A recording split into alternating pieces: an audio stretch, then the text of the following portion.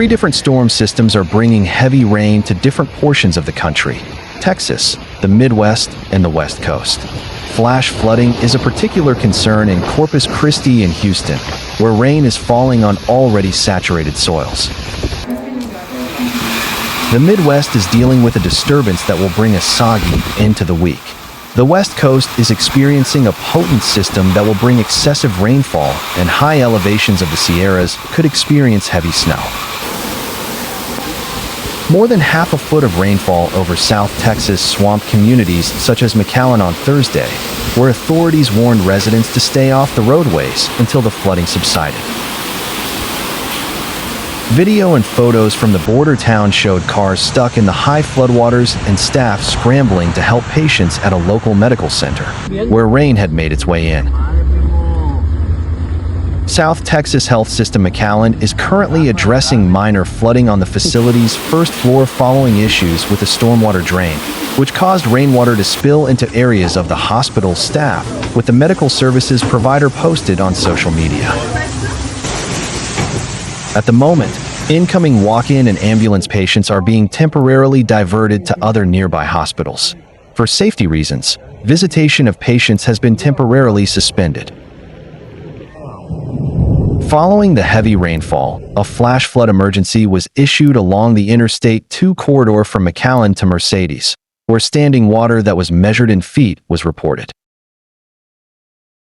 Moisture from the Gulf is interacting with an upper-level disturbance moving in from northern Mexico, focusing heavy rain over Texas, particularly south of the Interstate 10 corridor.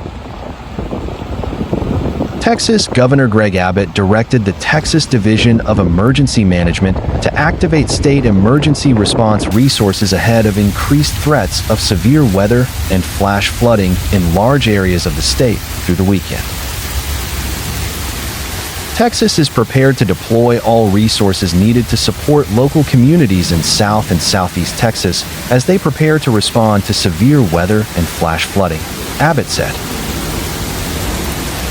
I directed the Texas Division of Emergency Management to activate rescue boats, hoist capable helicopters, search and rescue teams, and other resources to help local emergency officials respond to heavy rainfall and flash flooding.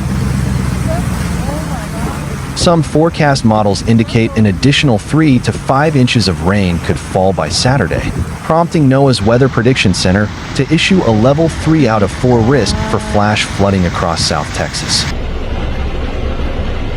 And yes, this is going to be beneficial rain, but because we have a pretty significant drought going on in this part of the country, when you mix this much rain at a time with a pretty extreme drought, you can end up in a situation where flooding gets really bad in a hurry, the weather meteorologist Ari Sarsalari said.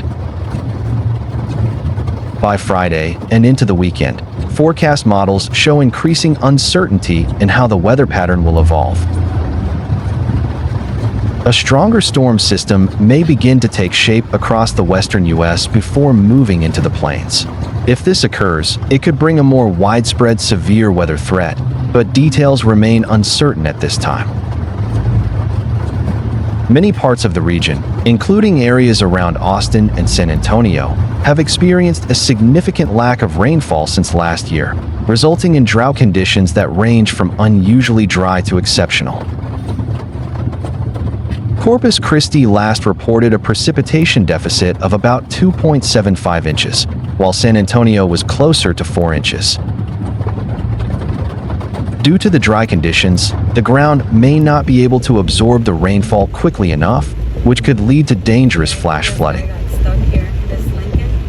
Keep in mind when you have a drought, that ground is like concrete, and it's not going to absorb as much as we need, Sarsalari said.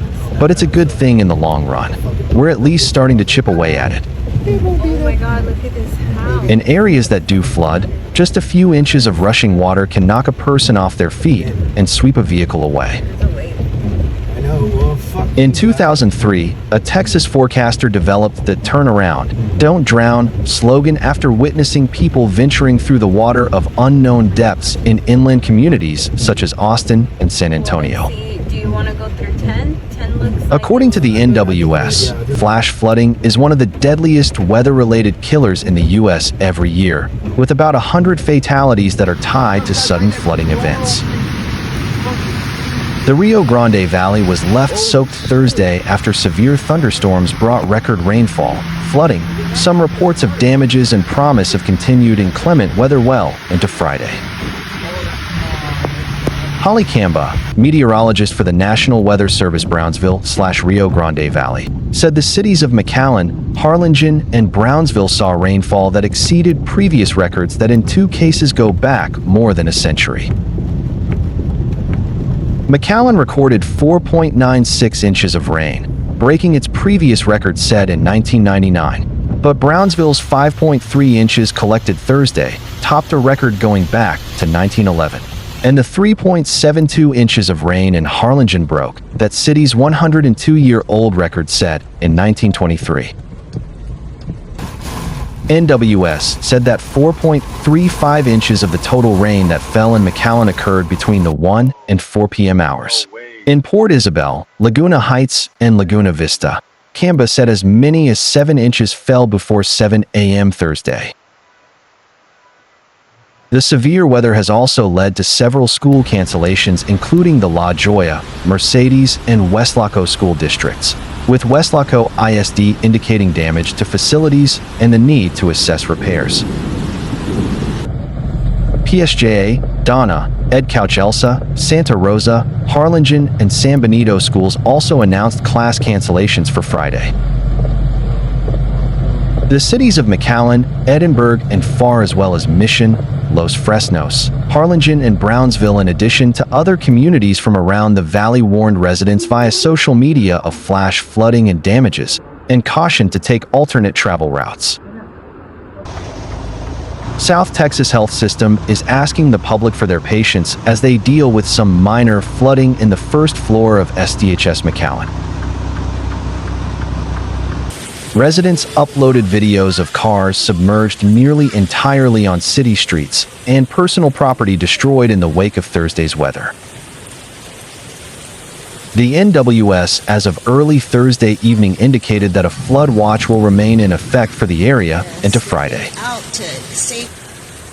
In the meantime, the city of Farr announced late Thursday that it's opening its 2 emergency shelters, one at the Jose Pepe Salinas Recreation Center on 1011 West Kelly Avenue, and the other at the Farr Development and Research Center on 850 West Dicker Road.